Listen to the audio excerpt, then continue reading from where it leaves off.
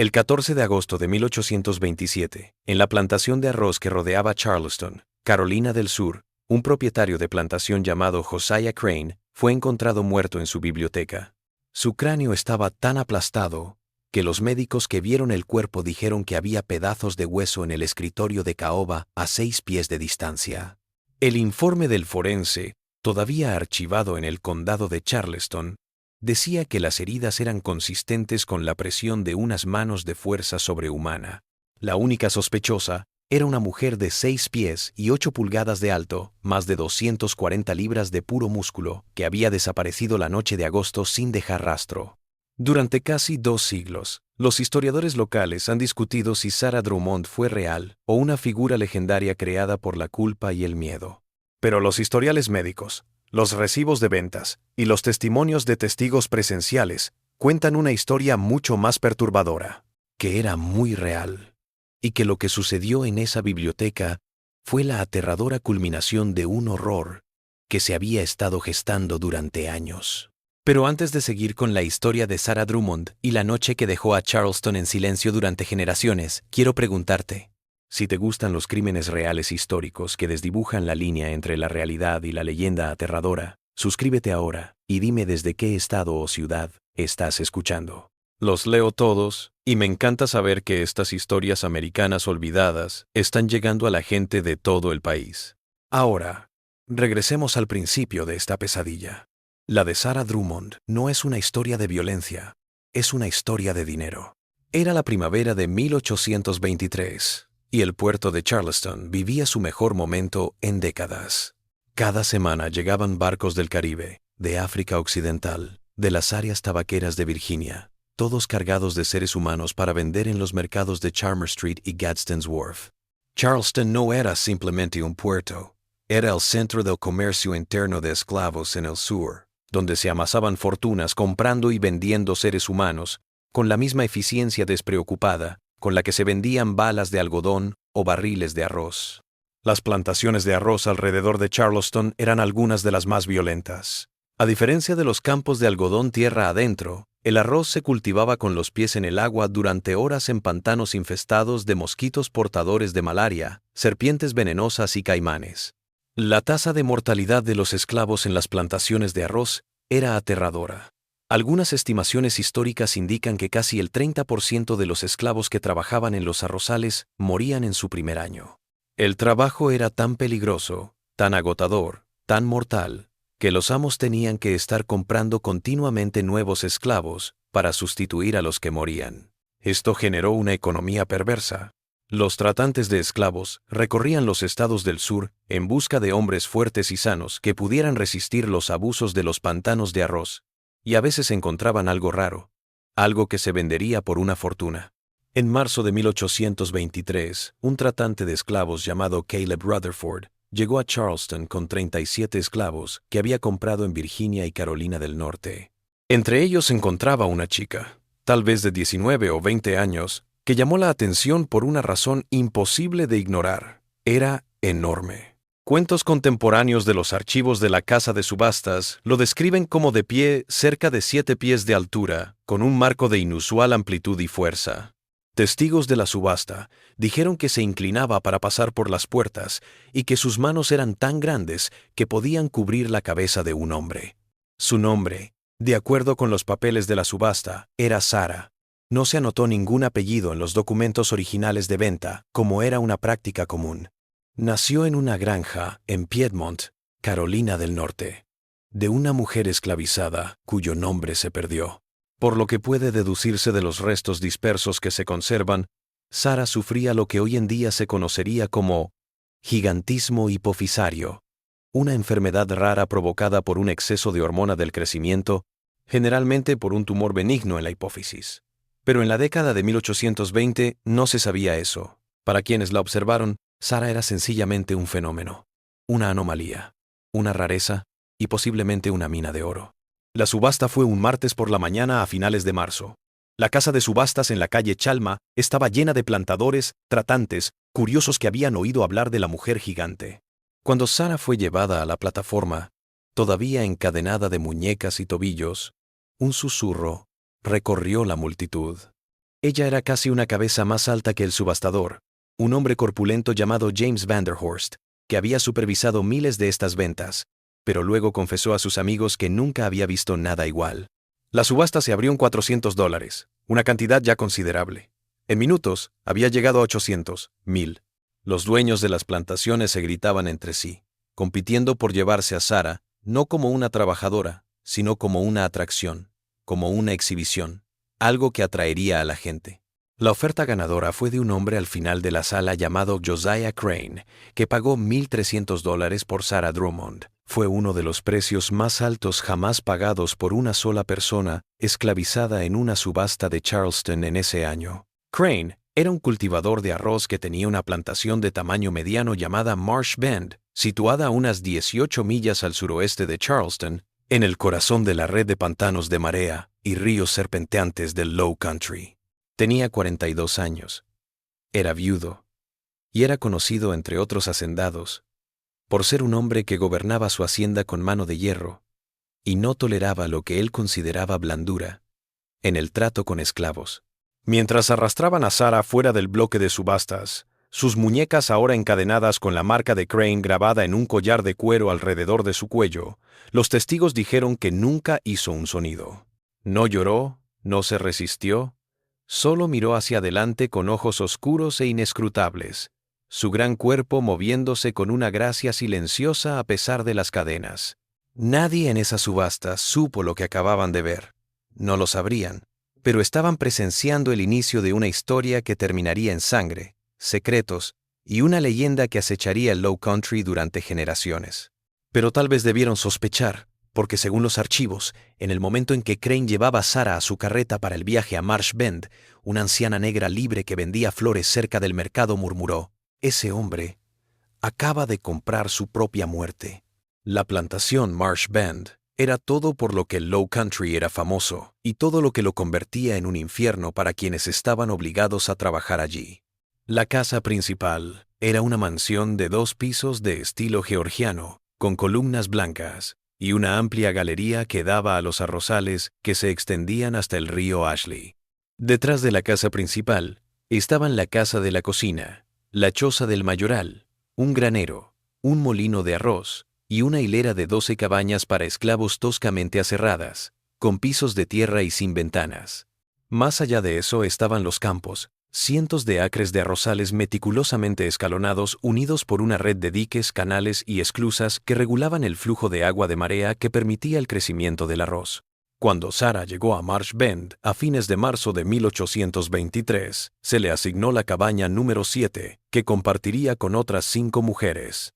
El capataz, un hombre flaco y nervioso, llamado Porter Grimble, parecía avergonzado de su tamaño, según una carta que escribió a su hermano en Colombia, que aún se conserva en los archivos de la Sociedad Histórica de Carolina del Sur. Se refirió a Sarah como una bestia de dimensiones tan monstruosas que debe encorvarse para ingresar a la cabaña, y cuando se yergue en toda su estatura parece un coloso de la antigüedad en lugar de una mujer cristiana.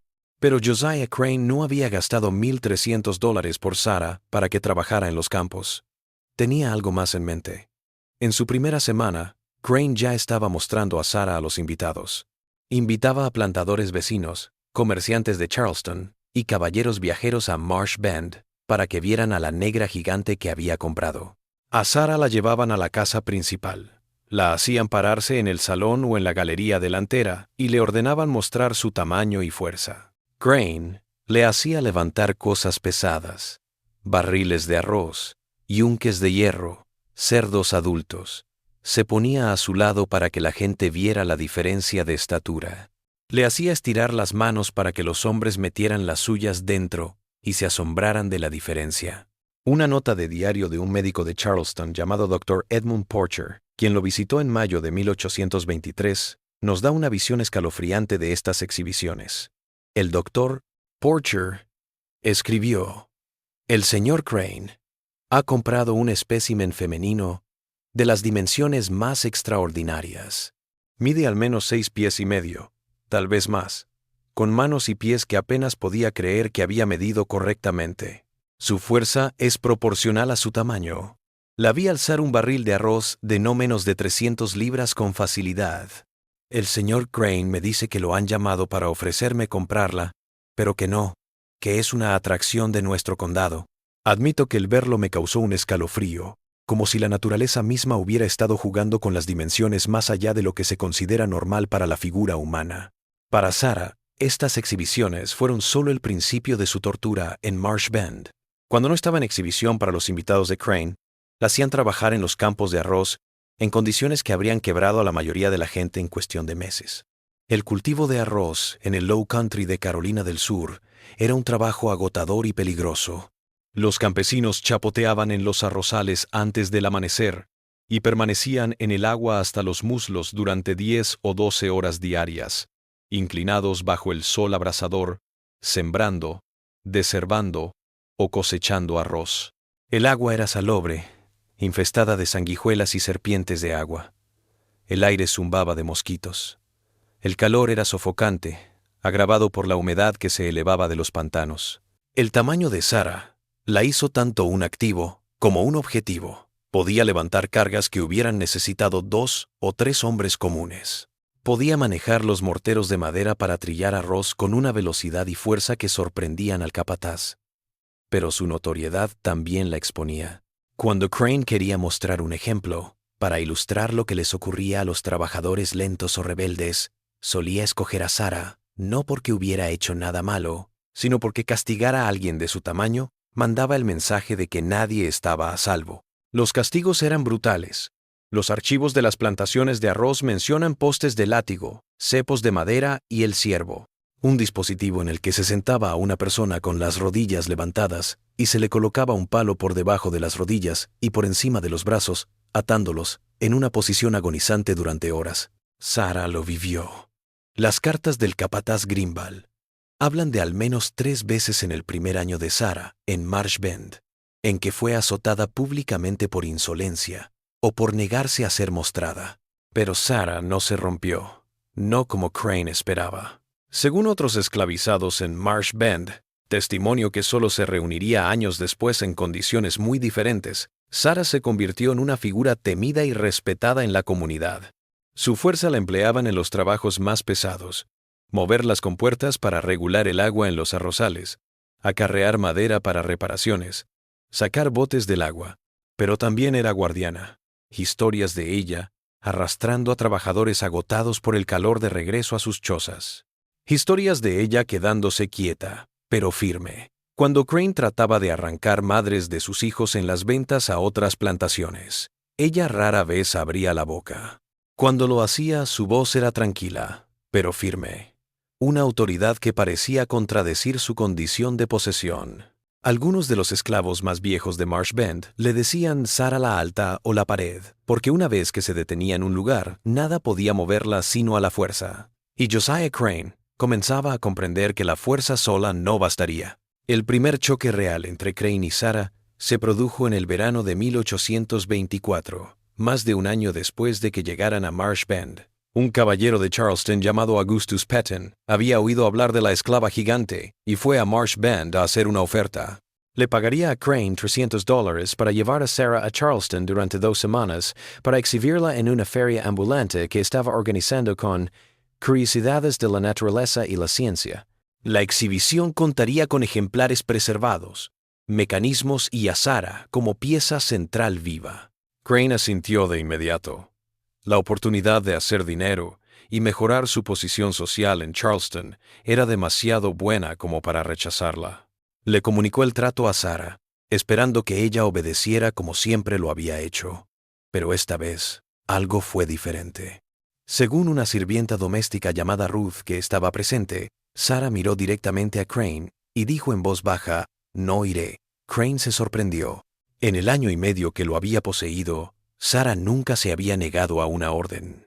Él repitió la orden, su voz elevándose. Sarah repitió, su voz firme y baja. La cara de Crane se puso roja. Llamó al capataz. Ordenó que llevaran a Sarah al poste de látigo inmediatamente. Lo que pasó después se convirtió en leyenda entre la gente esclavizada de Marsh Bend y se contaría en voz baja durante años. 4 hombres, incluido el capataz Greenville, trataron de arrastrar a Sarah al poste. Ella no peleó, solo dejó de moverse. clavó los talones y se quedó como un muerto. Los 4 hombres jalaron, empujaron, la golpearon con los puños y un bastón, pero Sara no se movió. Hicieron falta 8 hombres con cuerdas y la amenaza de lastimar a otros esclavos si no obedecía antes de que Sara se dirigiera al poste. El castigo fue brutal: 30 latigazos con un látigo de cuero trenzado. Los testigos dijeron que Sara no hizo un sonido mientras la golpeaban, ni siquiera cuando la sangre empapó el vestido de algodón en bruto que llevaba puesto. Cuando terminó y fue desatada del poste, regresó a su cabaña por sus propios medios, con la espalda destrozada, pero su postura tan recta como siempre. Ella no fue a Charleston. Crane, humillado ante su capataz y sus hombres, finalmente le dijo a Petton que el trato estaba cancelado, inventando una excusa de que Sara se había enfermado. Pero algo había cambiado en Marsh Bend. Los otros esclavos habían visto que Sara podía ser golpeada. Sí, pero también habían visto que podía hacer retroceder a Josiah Crane. Eso sorprendió a Crane más de lo que le gustaría reconocer. El año siguiente se desarrolló un equilibrio incómodo. Crane seguía mostrando a Sara a los visitantes que llegaban a Marsh Bend, pero dejó de intentar llevarla fuera de la plantación. Sara siguió trabajando en los campos con la misma fuerza silenciosa e implacable. Los castigos siguieron, pero fueron espaciándose, como si Crane se diera cuenta de que cada uno de ellos reducía más, que aumentaba su poder. Pero bajo la rutina, algo más estaba desarrollándose, algo que explotaría en una noche de agosto de 1827 y cambiaría todo. Porque en la primavera de 1826, Sara estaba embarazada.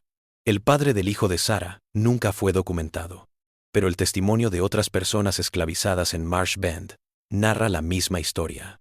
Se llamaba Marcus, un hombre de unos 30 años y carpintero de la plantación, conocedor del trabajo fino de la madera requerido para los molinos de arroz y los sistemas de compuertas.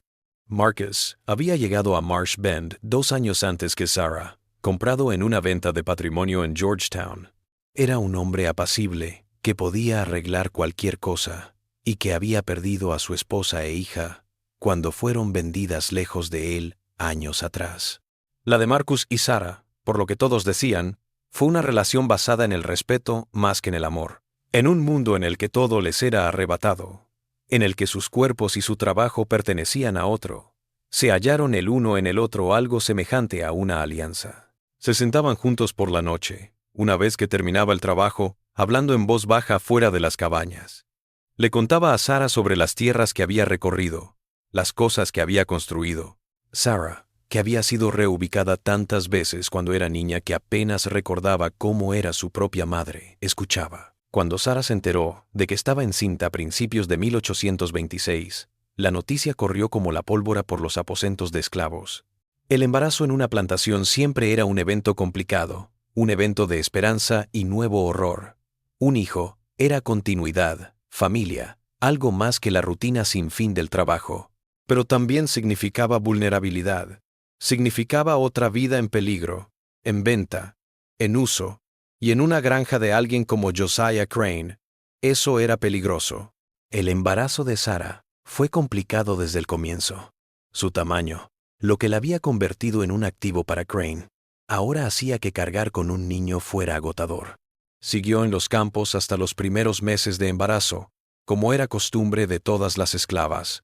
Pero las otras mujeres en Marsh Bend se dieron cuenta de que se movía más despacio, que a veces se detenía y se apretaba la zona lumbar, su expresión mostrando un destello inusual de dolor. Crane también lo notó, aunque por razones diferentes.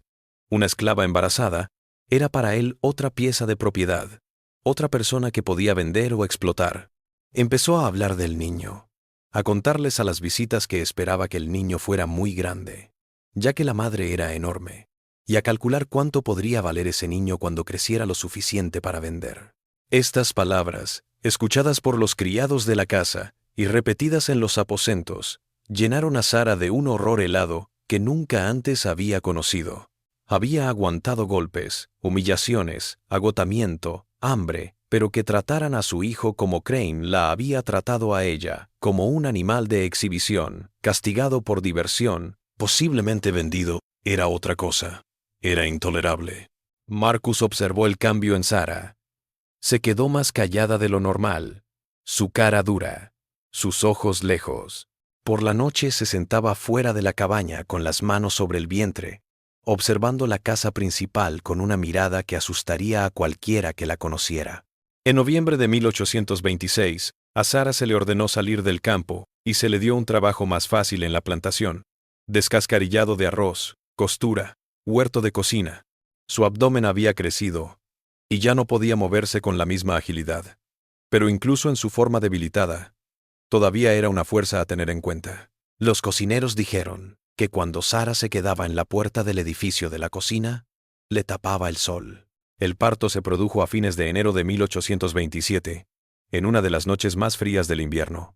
Sara entró en trabajo de parto poco después de la medianoche, atendida por dos mujeres esclavizadas mayores que actuaban como parteras para la comunidad de la plantación, una llamada Hester y otra llamada Dina. El parto fue largo y muy complicado. Sara, que nunca había gritado en las palizas, gritó esa noche. El sonido resonó a través de los campos helados hasta la casa principal, donde Crane fue despertado. Según su propio relato posterior, tomó una linterna y se dirigió a los barracones de esclavos, deteniéndose fuera de la cabaña 7 y escuchando los ruidos del interior. Antes del amanecer, el bebé nació. Un niño. Era grande para un recién nacido, casi 11 libras, pero por lo demás, parecía normal. Cuando el bebé lloró, diría después Hester, Sara lloró por primera vez que alguien en Marsh Bend la viera. Abrazó a su hijo estudiando sus manitas, su rostro, murmurando cosas que nadie más podía escuchar. A Marcus se le permitió la entrada a la cabaña poco después del nacimiento. Se detuvo junto a Sara, observando al niño, y aquellos que estaban allí dijeron que algo sucedió entre ellos en ese momento. Algún tipo de comprensión silenciosa o resolución. Sara nombró a su hijo Jacob. Era un nombre bíblico, frecuente entre esclavos, con connotaciones de lucha y supervivencia. Por unas semanas, al menos, hubo algo parecido a la felicidad en la cabaña 7. Sara alimentaba a Jacob, lo acunaba durante horas, le cantaba una canción baja como un trueno lejano. Marcus pedía juguetitos para el bebé, animalitos de madera para la cuna que él mismo había construido. Pero Josiah Crane estaba observando, esperando. Para el verano de 1827, Jacob tenía 6 meses. Estaba desarrollándose rápidamente. Ya era más grande que la mayoría de los bebés de su edad. Ya sonreía y alcanzaba con sus manitas rollizas. Sara había regresado al trabajo, pero a uno más suave, el de los alrededores de las casas de la plantación. Llevaba a Jacob con ella donde fuera que pudiera, cargándolo en su cadera o espalda mientras trabajaba. Nunca lo perdía de vista. Marcus les había hecho una mejor cabaña con restos de madera, y su habilidad para arreglarlo, creando una puerta real con cerrojo y una pequeña ventana con contraventanas. Seguía siendo una choza de esclavos, seguía siendo poco más que un refugio, pero era suyo, y dentro de sus rudas paredes trataron de formar algo parecido a una familia. Pero en Charleston, las fortunas de Josiah Crane estaban decayendo. El mercado del arroz había sido volátil durante años, y Crane había hecho malas inversiones en una empresa naviera que quebró. Le debía a varios acreedores y estaban llamando. Para julio de 1827, Crane estaba a punto de perder Marsh Bend por completo si no podía conseguir dinero rápido. La solución, en su mente, era sencilla: vender a algunos de sus esclavos. Podría vender 5 o 6 de sus hombres y pagar sus deudas y ponerlo en una situación estable. La cuestión era cuáles vender. Un martes por la tarde a principios de agosto, un tratante de esclavos llamado Nathaniel Gadsden llegó a Marsh Bend. Gadsden era una figura del mercado de Charleston que se dedicaba a comprar esclavos a plantadores en apuros y revenderlos en subasta o a propietarios de plantaciones más al sur, en Georgia y Florida. Era conocido por negociar con fuerza y por no preocuparse por el destino de las familias que compraba. Crane y Gadsden recorrieron la plantación durante horas, inspeccionando a los trabajadores esclavizados, debatiendo sus edades, habilidades y posibles precios. Alcanzaron la altura del huerto de la cocina, donde Sara estaba trabajando con Jacob durmiendo en un cabestrillo de tela a su espalda. Gadsden se detuvo y observó. La conversación que siguió fue escuchada por un joven llamado Peter, que se suponía que estaba cargando agua. pero que se había detenido detrás de una pila de madera lo suficientemente cerca como para oír. El testimonio de Pedro, muchos años después, nos da el único relato de primera mano de lo que se dijo. Dios Todopoderoso. ¿Es esa la mujer gigante de la que escuché hablar? Crane. Esa es Sara, 6 pies y 8, la más fuerte de mis trabajadoras. Y el niño, Crane, su hijo, de 6 meses.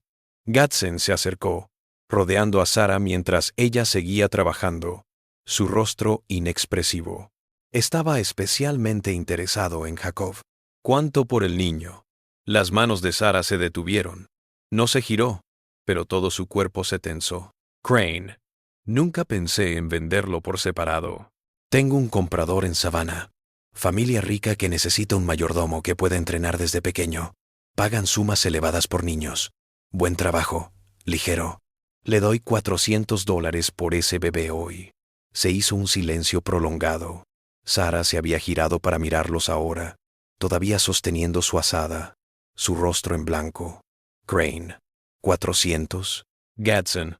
Hoy. Eficaz. Me lo llevo cuando me vaya esta tarde. 23:56. Peter dijo que Sara hizo un sonido entonces, bajo en su garganta, como un animal, pero no habló. Crane lo miró, luego a Gadsden. Debo pensarlo. Pero todos los que habían oído la conversación conocían la verdad. Josiah Crane necesitaba $400 más de lo que necesitaba alimentar a un bebé de 6 meses en su plantación. Era solo cuestión de tiempo. Aquella noche, en la cabaña 7, Sara y Marcus susurraron hasta bien entrada la noche. Nadie sabe qué se dijeron, pero la conclusión a la que llegaron resonaría a través de la historia. La mañana siguiente, 13 de agosto de 1827, Marcus se había ido. Se había ido en la noche. No se llevó nada, solo la ropa que llevaba puesta. Que un esclavo se fugara de una plantación no era raro, pero era muy peligroso. Las calles estaban patrulladas. Los cazadores de esclavos recorrían todo el Low Country con perros y armas. El castigo para los fugitivos capturados era brutal. Pero Marcus no fue solo, pues cosido en el forro de su abrigo llevaba un mapa detallado que Marcus había dibujado de la plantación, sus alrededores y el camino a Charleston, y una carta. La misiva iba dirigida a quien pudiera ayudar en Charleston, relatando que Josiah Crane iba a vender a un niño y suplicando ayuda, cualquier ayuda, la que fuera con tal de detenerlo. Era un plan desesperado, casi seguramente destinado al fracaso, pero era el único plan que tenían. Crane se enteró de la desaparición de Marcus al amanecer. Su respuesta fue explosiva. Mandó al capataz Greenville que prepare una partida de registro inmediatamente, que avise a la patrulla de esclavos, que envíe jinetes a Charleston para vigilar los caminos. La plantación estuvo en un caos toda la mañana, mientras hombres a caballo recorrían los pantanos y campos cercanos en busca de cualquier rastro de Marcus. Lo hallaron poco después del mediodía, a 8 millas de Marsh Bend, intentando vadear un riachuelo. La patrulla de esclavos tenía perros, y Marcus había dejado huellas en el barro suave cerca del agua. Lo trajeron de vuelta a Marsh Bend, atado con cuerdas, sangrando por mordeduras de perro en brazos y piernas, pero vivo. Lo que ocurrió a continuación sería objeto de testimonio en varias audiencias judiciales en los meses venideros, aunque los detalles difirieron en función de quién testificara y cuándo. Crane mandó que llevaran a Marcus inmediatamente al poste de látigo. Declaró que él mismo aplicaría el castigo y que sería tan severo que serviría de advertencia a cualquiera que intentara escapar. Toda la población esclava fue obligada a reunirse y mirar. A Sara la empujaron al frente, cargando a Jacob. El castigo fue cruel, incluso para los estándares de la época y el lugar. 50 azotes con un látigo de cuero. Marcus fue atado al poste, su camisa desgarrada. Crane blandió el látigo él mismo, con toda su fuerza en cada latigazo. La sangre ya se asomaba en la espalda de Marcus tras el 5.º azote. Después del 10 grado, su piel estaba rasgada en varios lugares. Después del 20, había dejado de gritar. Colgaba flácido de las cuerdas. Sara lo observó todo. Su rostro era de piedra, sus brazos rodeando a Jacob, que ahora lloraba, asustado por los ruidos y la violencia. Los testigos dijeron que los ojos de Sara nunca dejaron la cara de Marcus, y Marcus solo la miró a ella en los momentos en que estuvo consciente. Cuando terminó, Marcus fue desatado y arrastrado de regreso a su cabaña, apenas consciente. Crane se volvió hacia la multitud, su propio rostro rojo y sudoroso, su camisa manchada de sangre. Declaró que cualquiera que asistiera en la fuga a un prisionero, cualquiera que tuviera conocimiento de una fuga proyectada y no lo revelara, recibiría el mismo castigo. Luego despidió a todos de vuelta al trabajo, todos menos Sara. Crane se acercó a ella, deteniéndose lo suficiente como para que ella tuviera que mirarlo. Era un hombre de estatura media. Junto a Sara parecía un niño, pero su voz era gélida. Mañana, dijo, el señor Gadsden vuelve y se lleva a tu hijo. No te resistirás. Le entregarás el niño en silencio. Si armas un lío, si haces una escena, voy a mandar a golpear a Marcus de nuevo, y esta vez no va a sobrevivir. ¿Entendés? Sara se quedó callada. Solo observó a Crane con sus ojos oscuros e impenetrables. Finalmente, Crane se giró y regresó a la casa principal. La plantación estaba extrañamente silenciosa esa noche. Hasta el sonido habitual del pantano se había atenuado, como si el mundo mismo estuviera aguantando la respiración. En la cabaña 7, Sara se sentó en el suelo, sosteniendo a Jacob, meciéndolo suavemente mientras dormía. En otra cabaña, Marcus estaba tumbado boca abajo, con la espalda destrozada cubierta de grasa y hierbas por las otras personas esclavizadas, entrando y saliendo de la conciencia. Y en la casa principal, Josiah Crane se sentó en su biblioteca, revisando sus libros de contabilidad, calculando cómo los $400 de la venta de Jacob aliviarían sus cargas financieras inmediatas.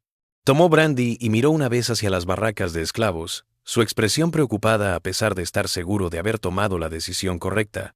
Ninguno de ellos sabía que la noche siguiente acabaría en sangre, misterio y una leyenda sin resolver. El 14 de agosto de 1827 amaneció sofocante y húmedo, el tipo de día de verano en el Low Country en el que el aire se siente tan pesado que podrías ahogarte en él.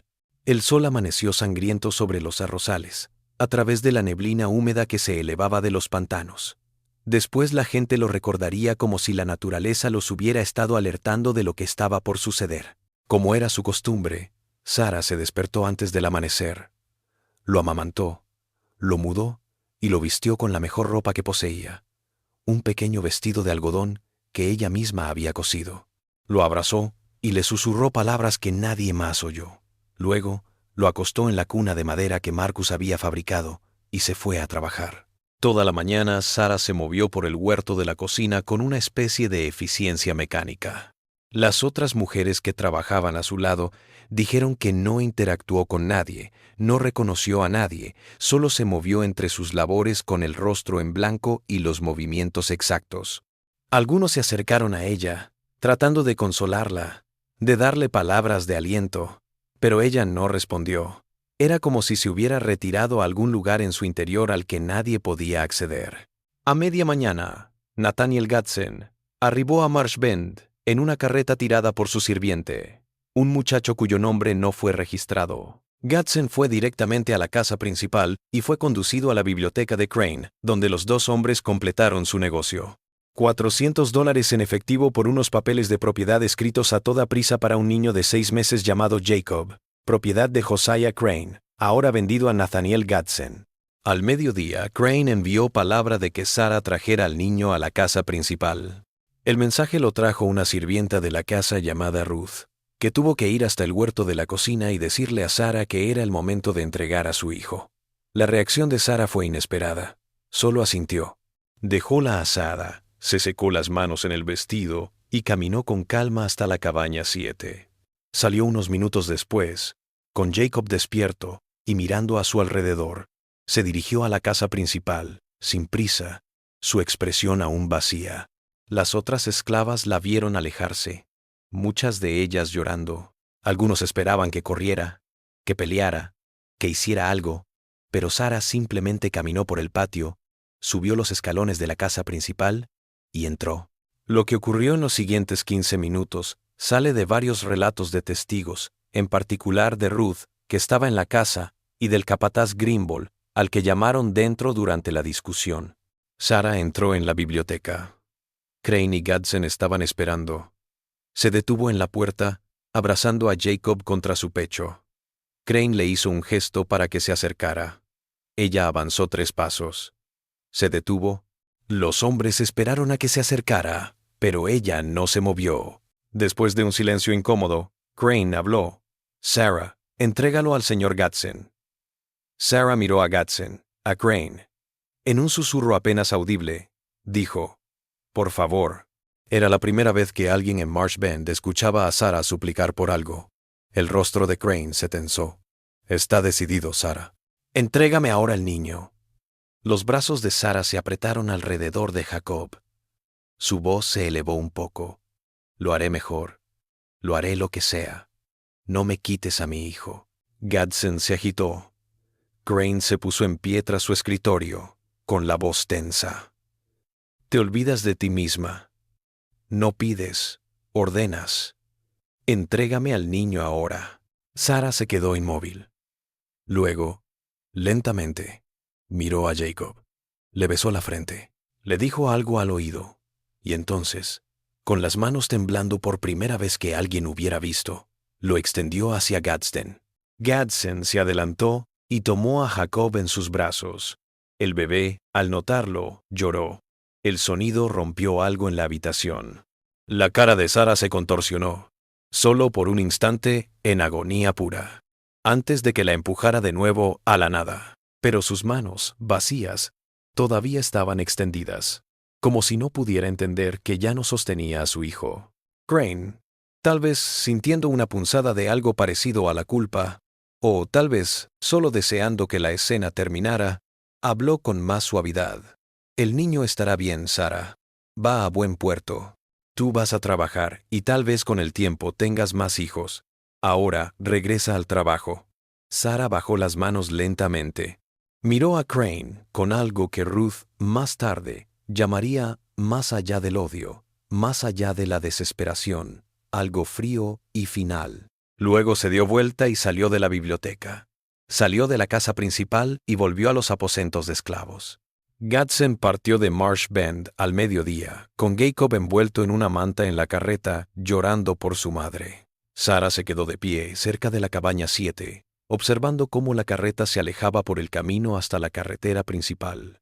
Se quedó de pie sin moverse, durante casi 1 hora después de que la carreta se desvaneciera en la distancia. La tarde pasó en una tensión extraña.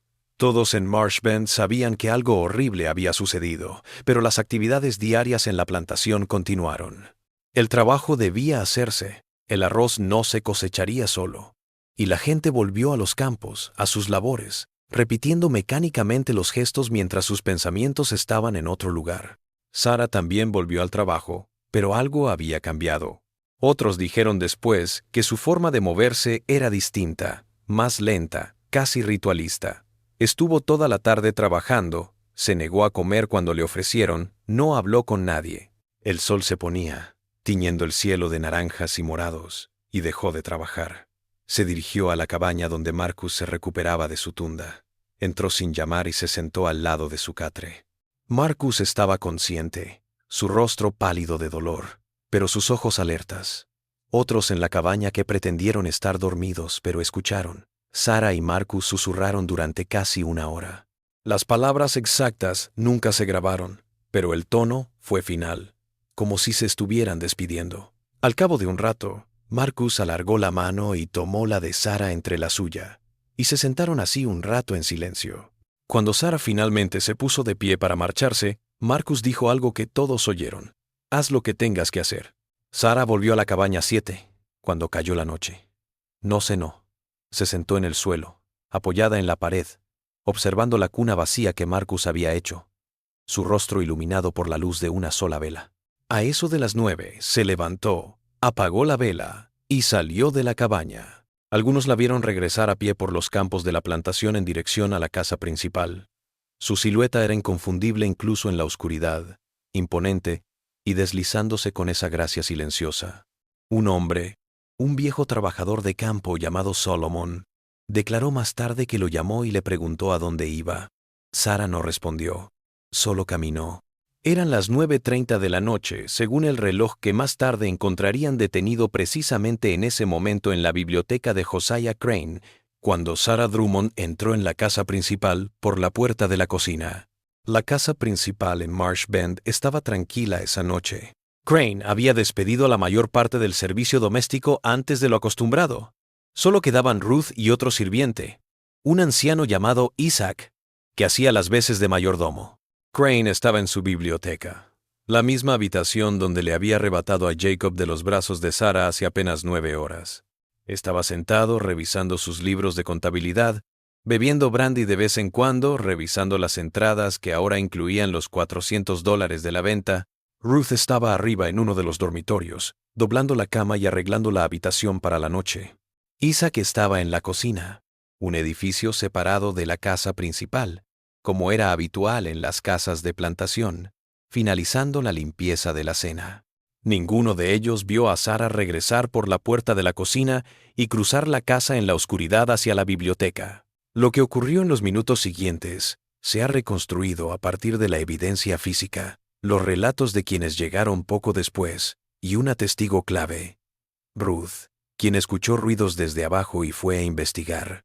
Según el testimonio de Ruth, 3 días después al magistrado de Charleston, primero oyó la voz de Crane, furioso pero sin gritar. No entendió lo que decía, pero el tono era inconfundible. Entonces escuchó otra voz, mucho más suave, que reconoció al instante como la de Sarah. Ruth comenzó a descender las escaleras, con pasos silenciosos, sin saber si debía intervenir. Cuando llegó al pie de las escaleras, oyó a Crane gritar: «¿Cómo te atreves a entrar en esta casa? Sal de ahí, o te haré latigar hasta que no puedas caminar». La respuesta de Sarah fue demasiado tenue para que Ruth la escuchara, pero hizo que Crane volviera a gritar: «El niño está vendido. El caso está cerrado. No tienes derechos, no tienes nada, ni siquiera a ti misma». Entonces escuchó un ruido que Ruth llamó muebles arrastrándose, como si una silla hubiera sido empujada hacia atrás. Entonces la voz de Crane de nuevo, pero diferente ahora, más aguda, temerosa: «Quédate atrás, no te acerques, te lo advierto». Ruth, asustada pero guiada por un instinto que no podía explicar, se desplazó hasta donde podía ver a través de la puerta entreabierta de la biblioteca. Lo que vio, diría después, la perseguiría el resto de su vida. Sarah se encontraba de pie en medio de la biblioteca, su cabeza casi rozando el techo. Crane se había apartado de su escritorio, su rostro pálido, una mano buscando a tientas detrás de él. La lámpara del escritorio arrojaba sombras salvajes, distorsionando la forma de Sarah, haciéndola parecer más grande, casi inhumana. «Quiero a mi hijo de vuelta», dijo Sarah. Su voz era tranquila, firme. «Imposible», dijo Crane. «Está vendido. La ley está de mi lado. Tú eres mía. Y ese niño era mío. Y yo tenía derecho a... Quiero a mi hijo de vuelta». La mano de Crane localizó lo que buscaba en el cajón del escritorio, una pistola. La sacó y la apuntó a Sarah con mano temblorosa. «Un paso más. Y te disparo. Te lo juro por Dios. Te disparo ahí mismo». Sarah miró la pistola. Luego avanzó. «Deténgase». La voz de Crane se rompió. «Lo haré. Lo haré». Sarah dio otro paso. Estaba lo suficientemente cerca ahora como para haberlo alcanzado y tocarlo. Crane jaló el gatillo. El disparo resonó en el espacio confinado. Ruth chilló. Pero cuando el humo se disipó, Sarah seguía en pie.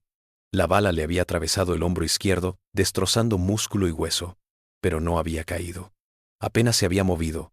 La sangre se extendía por su vestido, negra a la luz de la lámpara, pero su expresión no mostraba dolor, solo esa misma y terrible resolución en blanco. Crane la miró con horror. Intentó amartillar la pistola de nuevo para un segundo disparo, pero sus manos temblaban demasiado. Sarah alargó la mano y le arrebató la pistola de la mano como si se tratara de un juguete. La lanzó al otro lado de la habitación, donde se estrelló contra la pared y cayó al suelo. «¿Dónde está mi hijo?», preguntó Sarah. «No lo sé», murmuró Crane. «Estaba arrinconado contra el escritorio, sin a dónde ir. Gadsden se lo llevó. No sé dónde». Sarah se quedó de pie un momento, mirando a Crane. La sangre goteaba de su hombro, manchando el suelo. Cuando volvió a hablar, su voz era tan tenue que Ruth apenas podía oírla. «Me lo quitaste todo. Me quitaste mi cuerpo, mi trabajo, mi dignidad, mi hijo. Me arrebataste todo. ¿Qué más tienes que quitar?» «Por favor», susurró Crane. «Puedo recuperarlo. Puedo encontrarlo. Puedo». Pero Sarah ya no estaba escuchando. Estiró sus dos manos y tomó a Crane de la cabeza, sus manos envolviendo su cráneo como si sostuviera un melón. Crane trató de gritar, pero el sonido se ahogó casi de inmediato. Ruth se dio vuelta y corrió. Salió de la casa, cruzó el patio, gritando por socorro. Detrás de ella, desde dentro de la biblioteca, oyó un sonido como de calabaza aplastada, seguido de un fuerte golpe como de algo grande cayendo al suelo. Cuando el capataz Grimble y dos hombres más llegaron a la casa principal, tal vez 3 minutos después, la biblioteca estaba en silencio. Entraron con cautela. Grimble con un rifle, esperando violencia. Lo que descubrieron fue peor que la violencia. Era el propósito. Josiah Crane estaba tirado en el suelo junto a su escritorio, con los ojos abiertos fijos en la nada. Su cabeza estaba destrozada, aplastada con tal violencia que sangre y sesos se habían esparcido sobre el escritorio y los libros próximos. La evidencia física era innegable. Había sido asesinado por aplastamiento, por unas manos de fuerza descomunal que le destrozaron el cráneo, hundiéndolo hacia adentro. Sarah se había ido. La ventana detrás del escritorio, abierta a la parte trasera de la propiedad hacia los pantanos, estaba abierta. Un rastro de sangre se arrastró desde Crane hasta la ventana y la noche. Los hombres se quedaron en silencio un momento, procesando lo que estaban viendo. Entonces Grimble se hizo cargo. Envió a un hombre a caballo a Charleston de inmediato para informar a las autoridades. Envió a otro a reunir a todos los esclavos varones para formar una partida de búsqueda. Puso guardias en la casa principal para proteger la escena. Pero incluso mientras daba las órdenes, Grimble sabía en su corazón que no encontrarían a Sarah Drummond. Los pantanos de Marsh Bend eran extensos, oscuros y peligrosos.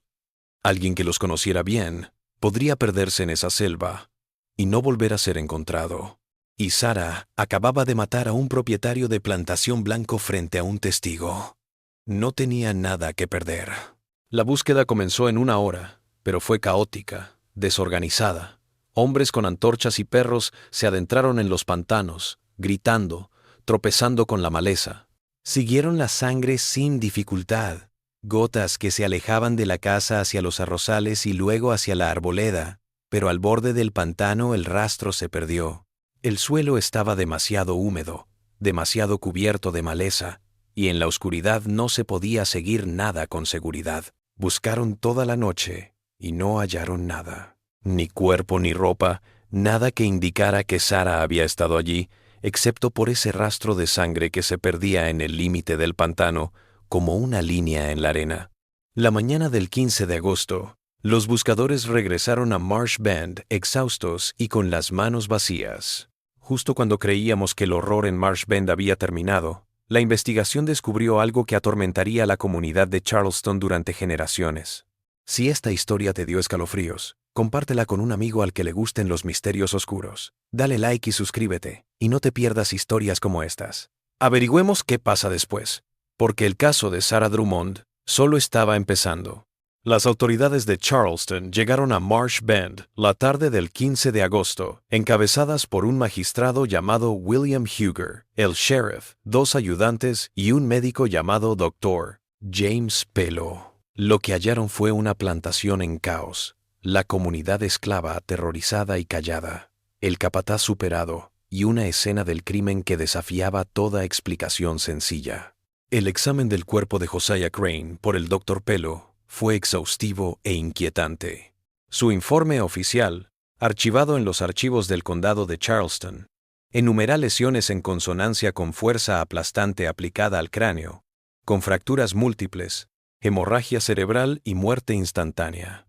El médico dijo que las marcas en el cráneo de Crane coincidían con dedos inusualmente largos y anchos y que la fuerza necesaria para causar tales heridas estaría más allá de la fuerza de la mayoría de los hombres, necesitando una fuerza sobrehumana. La búsqueda fue inicialmente para localizar a Sarah, pero a medida que pasaban los días sin encontrarla, la policía comenzó a entrevistar a todos en Marsh Bend.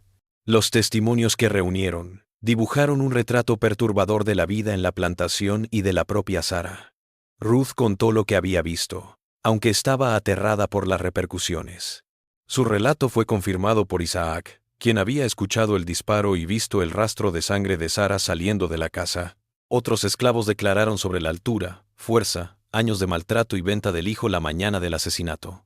El hallazgo de la herida de bala lo complicó todo. La policía recuperó la pistola donde Sarah la había tirado y la bala de la pared detrás de donde había estado parada. Eso quería decir que Crane le había disparado a Sarah antes de que ella lo matara, abriendo así cuestiones legales turbias sobre defensa propia.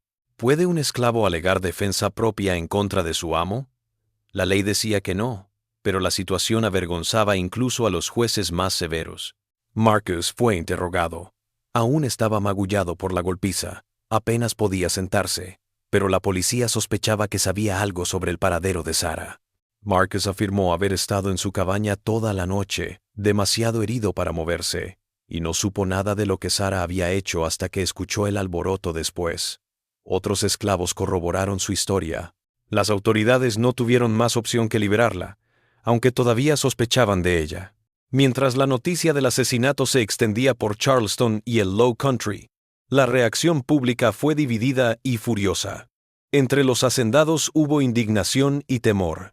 Si una esclava podía asesinar a su amo y huir sin castigo, ¿qué implicaba para la estabilidad de todo el sistema? Se convocaron reuniones de emergencia, se redoblaron las patrullas, se impusieron nuevas restricciones a la movilidad de las personas esclavizadas.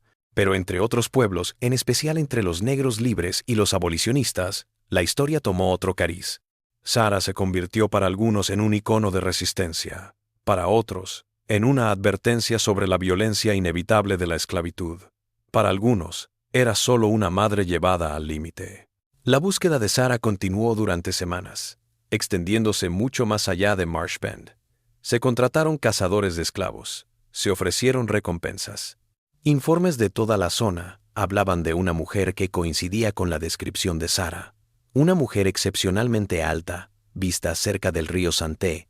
Una mujer gigante vista en un camino que se dirigía al norte hacia Carolina del Norte. Una mujer alta que pedía comida en una iglesia rural. Pero ninguno de estos avistamientos fue verificado. Cuando los investigadores siguieron la pista, no hallaron nada.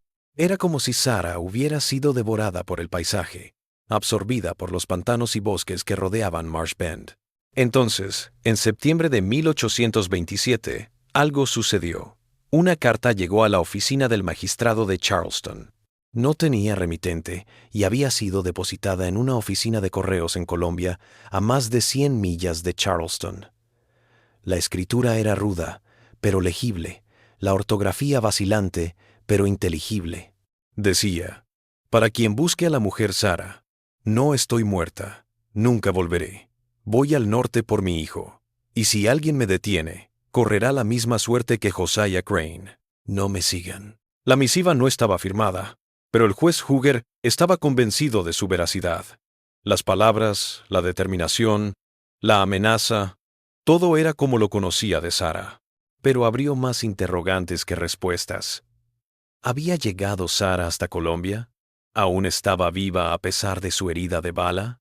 Y lo peor, ¿de verdad iba a buscar a su hijo? Las autoridades no mostraron la misiva. Temían que animara a otros esclavos o aterrorizara a los amos de las plantaciones. Pero se lo contaron en secreto a traficantes de esclavos y cazadores de toda la zona, y les rogaron que estuvieran atentos a una mujer que respondiera a la descripción de Sarah y que preguntara por un niño llamado Jacob que había sido vendido en agosto. Se interrogó a Nathaniel Gadsden, el comerciante que había adquirido a Jacob. Admitió haber vendido al niño a una familia llamada Hafford en Savannah, Georgia, por $500 solo 2 días después de dejar Marsh Bend. Se llamó a los Hafford. Admitieron haber comprado un niño a mediados de agosto y que el niño estaba sano y en su posesión. Pero estaban comprensiblemente preocupados por lo que Sarah había hecho. Contrataron guardias armados para patrullar su propiedad durante meses. Pero 1827 se convirtió en 1828, luego en 1829, y la búsqueda de Sarah se desvaneció. No había sido hallada, no había sido denunciada en ninguna parte con seguridad. Las autoridades determinaron que lo más probable es que hubiera muerto por su herida de bala en el desierto. Su cuerpo nunca fue encontrado. El caso se cerró, aunque quedó una orden de arresto pendiente para ella durante décadas. Pero la historia no terminó ahí, porque durante años, décadas, los rumores continuaron. En los años que siguieron a la desaparición de Sarah, comenzaron a aparecer historias por todo el sur de una mujer de proporciones gigantescas. Estos cuentos se susurraban en los barracones de esclavos, se compartían en las comunidades negras libres. A veces incluso eran avistados por viajeros blancos que decían haber presenciado algo inexplicable.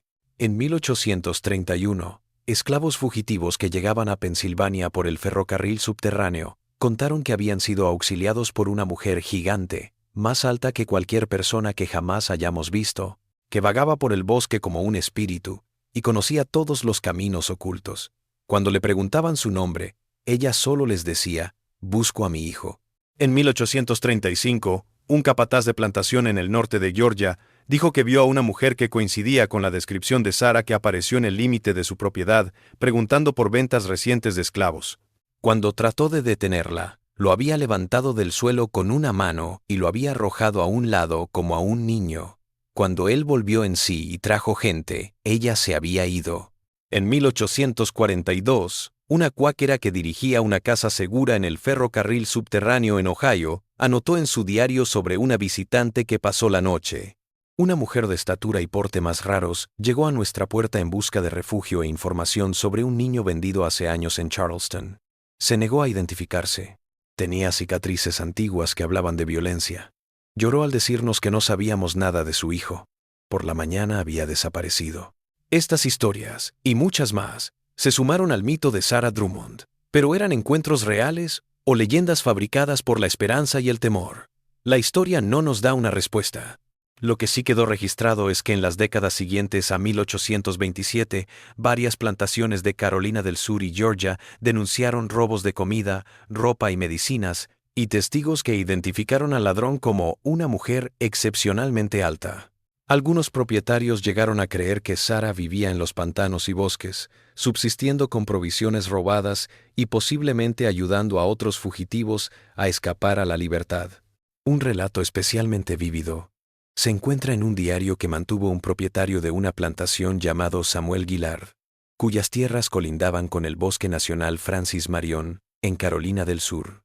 En una entrada de 1838, Gillard anotó: «Mi capataz jura que vio a la negra gigante que asesinó a Josiah Crane hace tantos años. Dice que nos observaba desde la arboleda al anochecer, de pie tan inmóvil como un árbol. Al acercarse, ella simplemente se giró y se desvaneció entre los árboles. La siguió una milla, pero le perdió la pista en un arroyo. No sé si creerle o si fue su imaginación alimentada por demasiado whisky, pero estaba sorprendido, y no es un hombre propenso a la fantasía». La historia de Sarah se convirtió en un mito con diferentes interpretaciones en diferentes lugares. Entre los esclavos, se erigió como un ícono de resistencia, como prueba de que incluso el más sometido podía rebelarse ante su explotador. Se cantaron canciones sobre ella en los barracones de esclavos, siempre en voz baja, siempre en clave. En algunas baladas, Sarah se transformó en una especie de espíritu vengador que defendía a los esclavos fugitivos y castigaba a los amos crueles. Entre los sureños blancos, especialmente los propietarios de plantaciones, Sarah se convirtió en una advertencia sobre los riesgos de exigir demasiado a las personas esclavizadas y en una historia de monstruos para justificar controles y castigos aún más severos. Algunos dijeron que se había vuelto caníbal y vivía en los pantanos. Otros, que se había vuelto loca y mataría a cualquier hombre blanco que viera. Estas narraciones, por absurdas que fueran, dejaron al descubierto ansiedades sobre el propio sistema esclavista y lo que podría ocurrir si éste fuera realmente cuestionado. Las comunidades negras libres y los abolicionistas del norte narraron otra historia de Sarah. En su versión, ella se transformó en una heroína que había luchado por la libertad y había huido al norte, posiblemente hasta Canadá. Algunos dijeron que se había encontrado con su hijo, otros que se había convertido en conductora en el ferrocarril subterráneo, aplicando su conocimiento de la selva sureña para llevar a cientos de personas a la libertad. La verdad como suele ocurrir con las leyendas, seguramente fue mucho más ordinaria y triste que todo esto. Pero una cosa permaneció. Sarah Drummond nunca fue capturada, nunca fue declarada muerta, y nunca fue vista nuevamente con certeza por nadie que pudiera probarlo. Cuando me sumergí en esta historia, revisé cada acta, cada declaración, cada pedazo de evidencia que quedó de esa noche de agosto de 1827 y los años posteriores. Y aunque no puedo decirles con certeza qué le ocurrió a Sarah Drummond después de trepar por la ventana de esa biblioteca y adentrarse en los pantanos, puedo decirles lo que la evidencia sugiere. El disparo de Josiah Crane a Sarah fue mortal. El informe del forense observó sangre en la escena compatible con una herida grave. El doctor Pelo, que inspeccionó la escena al día siguiente, dijo que sin atención médica, tal lesión probablemente causaría infección y muerte en cuestión de días o semanas. Sarah no tenía atención médica. Era una fugitiva en territorio enemigo, perseguida por hombres armados y perros. La hipótesis más plausible, la que la mayoría de los historiadores que han investigado este caso consideran verdadera, es que Sarah falleció pocos días después de huir de Marsh Bend. Tal vez se adentró en los pantanos, tal vez siguió arroyos donde los perros no podían seguir su rastro, pero al final sucumbió a su herida. Su cuerpo, si moría en los pantanos profundos, sería devorado rápidamente por el ecosistema, caimanes, cerdos salvajes y la descomposición en el calor húmedo. En semanas, no habría nada que hallar. Esta razón también explica por qué nunca hubo avistamientos verificados de Sarah, por qué la policía nunca encontró pruebas de que siguiera viva, y por qué el rastro de sangre de Marsh Bend terminó tan repentinamente. Es la conclusión lógica en vista de la evidencia. Y sin embargo hay cosas que no encajan en esta limpia explicación. La carta que llegó a Colombia era verdadera. Alguien la escribió. Alguien que sabía cosas sobre Sarah que nadie más sabía. Si Sarah murió en los pantanos cerca de Marsh Bend, ¿quién escribió la carta? Los informes de los agentes del ferrocarril subterráneo también son difíciles de descartar por completo. Eran gente seria, dedicada a la causa, no propensa a chismear. Cuando reportaron avistamientos de una mujer que coincidía con la descripción de Sarah, lo hicieron en cartas privadas y diarios personales, no en anuncios públicos diseñados para inspirar o engañar. Y hay una última evidencia que he dejado para el final porque es la más intrigante y la más difícil de confirmar. En 1889, 62 años después de la muerte de Josiah Crane, un médico de Filadelfia llamado Robert Hayes estaba atendiendo a una anciana negra en su lecho de enferma. La mujer se moría, y en sus últimos días, le reveló al Dr. Hayes una historia. Dijo que su madre había sido una esclava fugitiva de Carolina del Sur que medía más de 6 pies y que había matado a su amo en la década de 1820. La mujer relató que su madre había pasado años en la selva antes de llegar al norte con la ayuda de comunidades negras libres y abolicionistas cuáqueras. Dijo que su madre había buscado a su primer hijo, un niño llamado Jacob, durante más de 10 años, pero nunca lo encontró. Finalmente se había asentado en Pensilvania, se había cambiado el nombre y había vivido en paz hasta su muerte en 1867. El doctor Hayes relató la conversación en una carta a un compañero, calificando la historia de la mujer de notable, pero inverificable. La mujer murió 2 días después de la conversación. El doctor Hayes nunca aprendió su nombre y nunca investigó sus afirmaciones. La carta fue hallada en 2003 por un historiador que investigaba prácticas médicas de la guerra civil en Filadelfia. ¿Podría esta mujer haber sido la hija de Sarah Drummond? ¿Podría haber sobrevivido Sarah, haber escapado de verdad, haber vivido hasta la vejez en Pensilvania? Nunca lo sabremos. La evidencia es demasiado escasa, demasiado circunstancial, demasiado distante en el tiempo. Lo que sabemos, lo que está registrado y es verdadero, es lo que ocurrió la noche del 14 de agosto de 1827 en esa biblioteca de Marsh Bend. Sabemos que una mujer que había sido tratada como una posesión, mostrada como una rareza, exprimida, golpeada y humillada, no tenía nada más que perder. Sabemos que cuando le arrebataron a su hijo, cuando lo último que le importaba le fue arrebatado de sus brazos y vendido por $400, algo dentro de ella se rompió. O tal vez no se rompió. Tal vez se endureció en algo definitivo, imparable. Sabemos que Josiah Crane murió esa noche, su cráneo destrozado por las manos desnudas de Sarah. Sabemos que Sarah se perdió y nunca la encontraron. Y sabemos que durante casi 2 siglos, la gente se ha preguntado, hablado y contado historias sobre lo que le pasó a la mujer esclava gigante de Charleston. La verdad es probablemente más simple y triste que las historias. Pero las historias permanecen porque dicen algo sobre el espíritu humano y lo que le sucede cuando es llevado más allá de sus límites. Sarah Drummond, ya fuera que muriera en aquellos pantanos o viviera hasta una edad avanzada en Pensilvania, se convirtió en algo más que una mujer. Se volvió un ícono de resistencia, de amor maternal, del punto de quiebre donde la opresión se convierte en furia y la furia en lucha. Y tal vez por eso su memoria nunca se ha desvanecido, aunque los acontecimientos mismos se hayan perdido en la niebla del tiempo, porque queremos creer que Sarah sobrevivió. Nos gusta pensar que encontró a su hijo, o al menos vivió en libertad algunos años antes de morir. Nos gusta pensar que alguien que luchó tan duro recibió algo más que una muerte solitaria en un pantano. Pero la historia no lidia con lo que deseamos creer. La historia lidia con lo que pasó, lo que puede ser verificado.